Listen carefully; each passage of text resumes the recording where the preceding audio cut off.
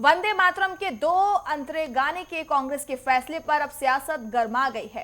कांग्रेस 1937 के प्रस्ताव को आधार बता रही है, जबकि बीजेपी इसे राष्ट्रीय गीत और बलिदानियों के सम्मान से जोड़कर हमला बोल रही है। तो वहीं गृह मंत्री अमित शाह के बयान के बाद दोनों दलों के बीच आरोप प्रत्यारोप और भी तेज हो गए हैं। रिपोर्ट में देखिए।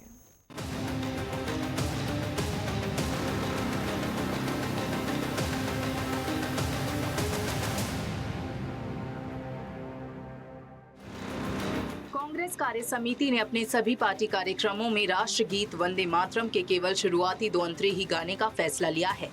पार्टी ने वर्ष 1937 के अपने ऐतिहासिक प्रस्ताव और रुख को बरकरार रखा है, जिस पर अब भारतीय जनता पार्टी ने तीखा पलटवार किया है।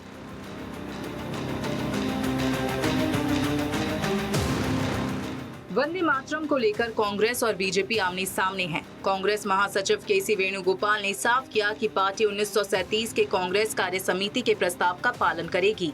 उन्होंने कहा कि आंतरिक और आधिकारिक कार्यक्रमों में वंदे मातरम के पहले 2 छंद ही गाए जाएंगे।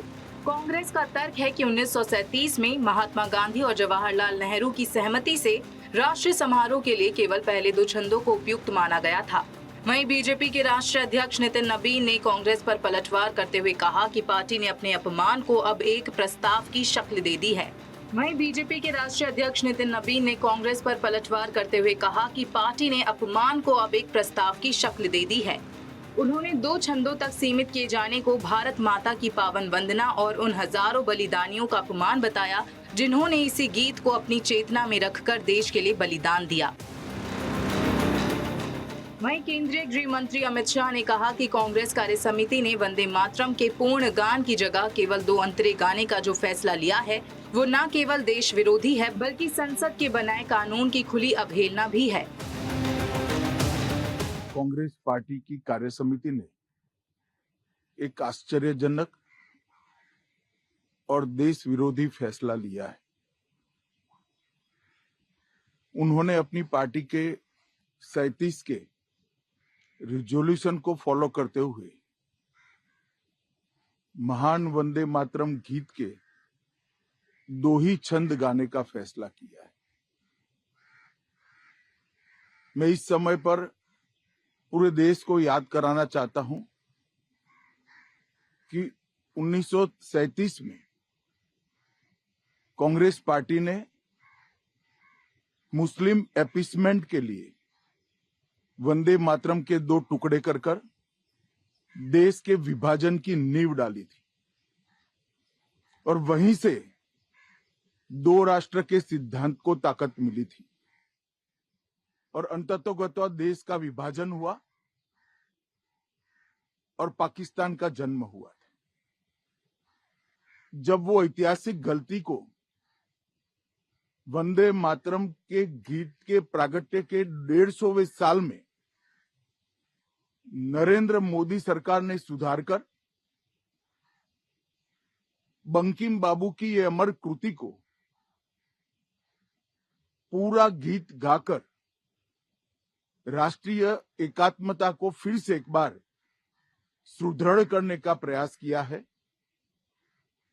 और सभी सरकारी फंक्शंस में इसको पूर्ण रूपेण गाने का जो निर्णय किया है, वो निर्णय को कानूनी जामा भी पहनाया है।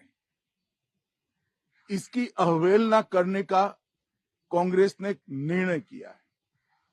कांग्रेस का यह निर्णय केवल और केवल इनकी घोर तुष्टीकरण की नीति की पुष्टि करता है। केंद्रीय गृह मंत्री के हमले पर कांग्रेस सांसद पवन खेड़ा ने कहा कि अमित शाह 1937 के प्रस्ताव की आलोचना कर रहे हैं। वो खुद को सरदार वल्लभ भाई पटेल से भी बड़ा समझते हैं। CWC के वंदे मातरम के केवल 2 पद गाने के फैसले पर बीजेपी नेता अनुराग ठाकुर ने कहा कि कांग्रेस खुद को संसद और संविधान से ऊपर मानती है।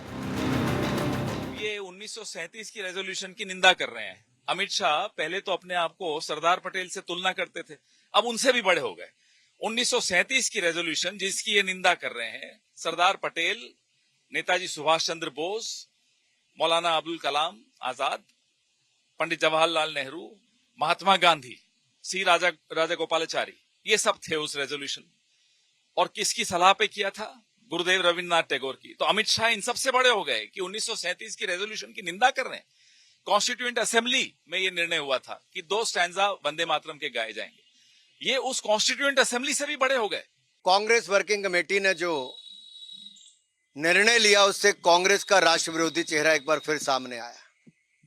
देश ने फिर देखा कि कांग्रेस अपने आप को संसद से ऊपर मानती है, संविधान से ऊपर मानती है और वोट बैंक तुष्टीकरण की राजनीति के लिए एक बार फिर उनका चेहरा सामने आया है।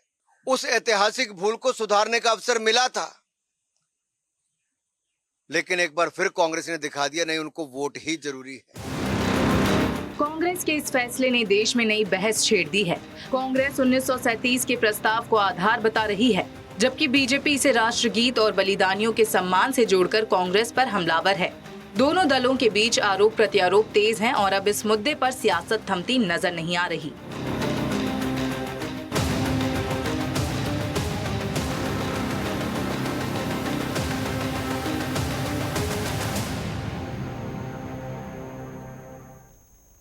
चलिए इस खबर पर ज्यादा जानकारी के लिए दिल्ली से हमारे संवाददाता कंचन जुड़ चुकी है।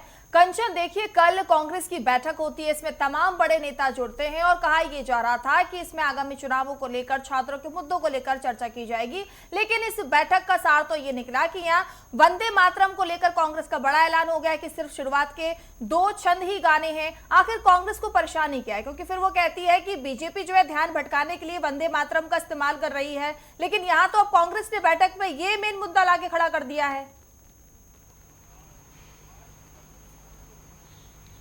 जी बिल्कुल, देखिए आपको बता दें वंदे मातरम को लेकर जो है बहस और राजनीतिक हलचल जो है वो तेज होती जा रही है और जिस तरीके से हम देख रहे हैं, चाहे सत्ता पक्ष हो या फिर विपक्ष हो, दोनों ही अपनी अपनी बातें जो है वो सामने रख रहा है। लेकिन आज जो देश के गृह मंत्री अमित शाह ने जो है कांग्रेस पार्टी को टारगेट करते हुए कहा कि ये जो है विभाजन की राजनीति करते हैं और कांग्रेस पार्टी जिस तरीके से काम करती है वो विभाजन की राजनीति करती है। लेकिन वहीं हम कांग्रेस पार्टी के तमाम नेताओं की बात करें तो उन्होंने साफ तौर पे अपना स्टैंड जो है वंदे मातरम को लेके वो क्लियर कर दिया है। बीते कल जो है CWC कांग्रेस की सबसे बड़ी जो है रणनीतिक इकाई कांग्रेस वर्किंग कमेटी की बैठक हुई थी, उसमें ये तय हुआ कि कांग्रेस पार्टी पिछले 90 साल से जो 2 छंद गाती आई है वंदे मातरम के, वही गाएगी, उससे ज्यादा नहीं गाया जाएगा। और आपको बता दें संसद के मॉनसून सत्र में बिल पास हुआ कि अब पूरे देश को जो है सभी छंद गाने जरूरी है, लेकिन कांग्रेस पार्टी ने उसे सिरे से इनकार कर दिया है और कांग्रेस पार्टी ने ये साफ तौर पे लेकिन सबसे बड़ा सवाल तो कंचन यही आकर खड़ा हो जाता है ना, क्योंकि लगातार कांग्रेस बीजेपी पर हमलावर रहती है, आरोप लगाती है कि स्वतंत्रता संग्राम में हमारे कांग्रेस के नेताओं ने जो है बलिदान दिया है, हम उस संग्राम में शामिल हुए हैं। लेकिन अब बीजेपी काउंटर कर रही है, बीजेपी की कह रही है कि जिन स्वतंत्रता सेनानियों ने जोश जगाने के लिए, एकता के सूत्र में पिरोने के लिए तमाम भारतीयों को वंदे मातरम को गाया था उस समय में, तो आज के कांग्रेस को समय में जो है समस्या क्यों हो रही है? क्योंकि स्वतंत्रता सेनानी तो कांग्रेस के नेता खुद को बताते हैं, अब काउंटर बीजेपी का आ गया है। जी देखिए, कांग्रेस पार्टी का इस पर जो स्टैंड है उन्होंने स्पष्ट कहते हुए कहा है कि बंकिम चंद्र चटर्जी जिन्होंने ये जो है राष्ट्रीय गीत लिखा था, उन्होंने पहले जो है 2 स्टैंजा लिखे थे, 2 छंद लिखे थे जो कांग्रेस पार्टी गाती है, लेकिन उन्होंने फिर एक आनंद मठ नामक किताब है उसके अंदर बाकी के जो है वो छंद लिखे थे। लेकिन जब हमारा देश आजाद हुआ तो इसके ऊपर जो है बात हुई, मंथन हुआ कि कांग्रेस पार्टी, ना केवल कांग्रेस पार्टी बल्कि जब हमारे देश का फ्लैग जो है कैसा होगा, हमारा चिन्ह क्या होगा, हमारा नेशनल पशु पक्षी क्या होंगे, जब वो सब डिसाइड हो रहा था तब राष्ट्रीय गीत और राष्ट्रीय गान भी जो है वो डिसाइड हुआ। देखिए कांग्रेस सांसद जयराम रमेश का साफ तौर पे कहना है कि जब हमारा देश आजाद हुआ था तब जो नेशनल एंथम है उसके भी 5 स्टैंजा थे, लेकिन तब ये डिसाइड हुआ था, हमारे देश के जो स्वतंत्रता सेनानी थे, भारत रत्न थे, उन सभी ने ये डिसाइड किया था कि केवल एक जो छंद है वो ही गाया जाएगा। इसी तौर पर जो है राष्ट्रीय गीत पर भी जो है मंथन किया गया था और यही कहा गया था जो बंकिम चंद्र चटर्जी ने पहले जो 2 छंद लिखे थे हम केवल उसी को गाएंगे और जो है चाहे देश में हो या फिर हमारी कोई पर्सनल गैदरिंग हो उसमें केवल ये 2 छंद ही गाए जाएंगे और अन्य नहीं गाए जाएंगे। और उन्होंने साफ तौर पे कहा कि ना केवल कांग्रेस पार्टी बल्कि स्वतंत्रता के देश आजाद होने के बाद जो है देश में भाजपा की भी सरकार रही है। भाजपा की सरकार ने भी केवल 2 ही छंद गाए हैं। अटल बिहारी वाजपेयी की सरकार रही तब भी 2 छंद गाए गए थे। ये जो है भारतीय जनता पार्टी अब जिस तरीके से कहां पे हम समझे कंचन, क्योंकि जब संविधान का निर्माण हुआ था, प्रियम्बल का अगर मैं जिक्र करूं, तब प्रियम्बल में सेक्युलर शब्द मेंशन नहीं था। इंदिरा गांधी ने उसमें अमेंडमेंट कराया, सेक्युलर शब्द को जो है शामिल प्रियम्बल में कराया गया भारत के संविधान के। अगर प्रियम्बल बदल सकता है तो वंदे मातरम को लेकर भी तो एक्सेप्ट करनी पड़ेगी ना चीजें, क्योंकि आप प्रियम्बल में अगर अमेंडमेंट को स्वीकार कर रहे हैं तो भारत का जो राष्ट्रीय गीत है, जब उसे लेकर कानून की बात अब सामने आ रही है, सख्त सजा का प्रावधान होगा, तो एक तरफ तो आप अमेंडमेंट करके अपनी सरकार के दौरान स्वीकार कर सकते हैं, लेकिन भारत के राष्ट्रीय गीत की जब बात आ रही है तो आप 1937 के करार को याद कर रहे हैं। ये तो डबल स्टैंडर्ड वाली बात हो जाती है।